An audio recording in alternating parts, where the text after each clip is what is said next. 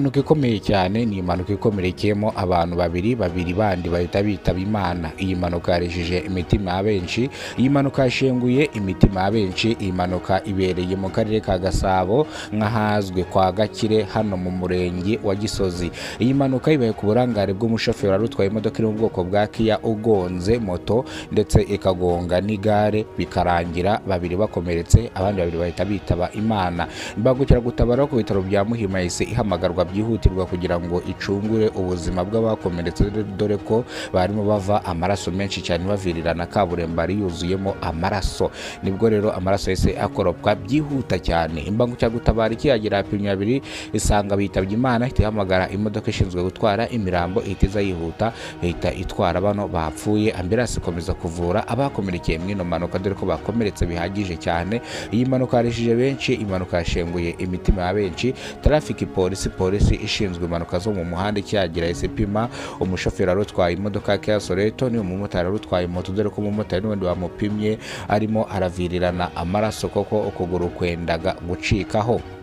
Mu kumupima basanga ntabwo yanyoye ibisindisha, no gupima uyu ngo wari utwaye imodoka ya Kia Soreto bamupimye rero basanga ntabwo yanyoye ibisindisha. Bityo rero impanuka yabaye ku burangare bw'aba bombi, dore ko wari utwaye imodoka ya Kia Soreto yakataga kwa Gakire ajya ku Gisozi, ndetse iyi moto nayo yavaga hariya ku Gisozi ikata kwa Gakire, n'igare ryarimo riva kwa Gakire direct rimanuka rigenda ku Kinamba. Nibwo rero baje kugonganira hano muri zebra crossing, birangira n'abanyamaguru babigendeyemo. Abanyamaguru babiri bambukiranyaga umuhanda bagendera muri zebra crossing, byarangiye bagonzwe barakomereka, hapfamo umwe ndetse n'umunyonzi nawe umugenzi yarahetse yahise apfa. Bivuze ngo rero uru rupfu rwarijije abantu benshi. Byabaye ko iki gicamunsi ari ku itariki zisanga 30 z'ukwezi kwa 4 2026. Iyi mpanuka yo mu masaha ashira saa 12 za mu gitondo nibwo iyi mpanuka ibaye. Rero iyi mpanuka yabaye ku burangare bw'aba bombi bari batwaye ibinyabiziga, ari uyu nguyu wari utwaye igare n'ungu wari utwaye moto, bose bafite amakosa. N'umuntu wari utwaye imodoka ya Kia, bose bafite amakosa, kuko abantu bose bagonganiye ntago byemewe, bose bari bibye umuhanda. Ari iyi modoka ya Kia Soreto yaragiye mu gisate cyo hirya, ndetse ari n'iyi moto nayo yari yibye igisate iri gushaka gukata aho bitemewe binyuranyije n'amategeko. Traffic polisi ishinzwe impanuka zo mu muhanda ubwo yahageraga yahise itangira gushushanya mu muhanda kugira ngo bakure ibinyabiziga mu nzira. Nibwo yatangiye gushushanya mu muhanda, ibinyabiziga babishyira ku ruhande, ihita yambura perime uyu wari utwaye imodoka iri mu bwoko bwa Kia Soreto. Mu kumwambura perime bahise bamusaba kujya ku ruhande, yarangiza bakabanza bagakora bagapima impanuka, ubundi bakabona kumusubiza ibyangombwa bye. Ariko byarangiye ibyangombwa bye batabimushubije, bamusaba kujya kudekarara asirasi kugira ngo asirasi nibura izavure ubuzima bw'abakomeretse, inatange impozamarira ku bitabye Imana, kuri ba nyakwigendera bitabye Imana bombi uko ari babiri. Nibwo umugabo yaburanaga avuga yuko nta kosa afite, bamubaza kino gisate yararimo nimba ari ike, avuga ko yararimo akata. Abapolisi babwira ko nta ngingo afite imurengera, iyo wagonze no wagongera mu isaidi yawe, buriya bivuze ko nyine iyo wagonze uba wagonze. Bamusabye kujya kudekarara iyi ndangamuntu yiwe akazayifata ku rukiko, ndetse yaburanye. Bivuze ngo ntabwo indangamuntu azanifatira kuri traffic polisi, indangamuntu azayifatirwa ku rukiko ubwo azaba arimo aburana. Bivuze ngo rero iyi mpanuka yarijije imitima ya benshi, iyi mpanuka yakomerekeyemo abantu benshi nkatwe. Ubwo twahagiraga koko iyi mpanuka yabaye vizapu twirebera, kandi twari duhari. Ni mu mujyi wa Kigali, ndi umunyamakuru ukorera mu mujyi wa Kigali. Ibyabereye mu mujyi wa Kigali mba ndi kuri tele, kereka ibyabereye mu ntara nibwo abandi banyamakuru baba bari kubikurikirana. Njye ndi umunyamakuru ukorera mu mujyi wa Kigali.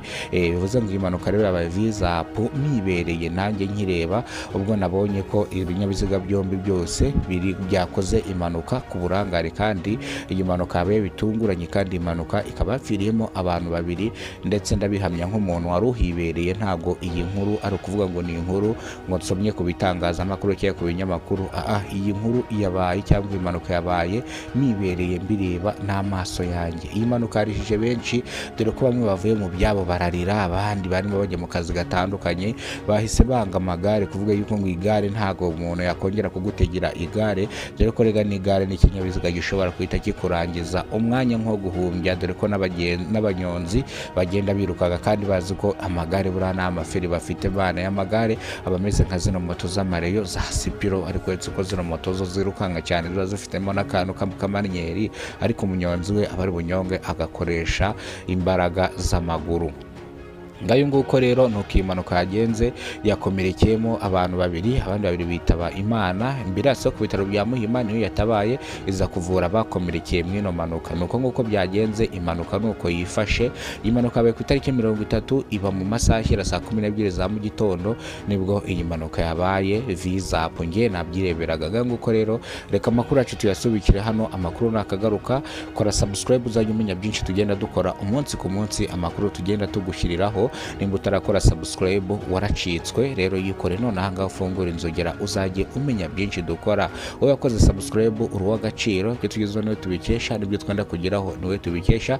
Tuzakomeza kubana nawe, tuzakomeza kuguha amakuru gatanu kuri kagenzi kako.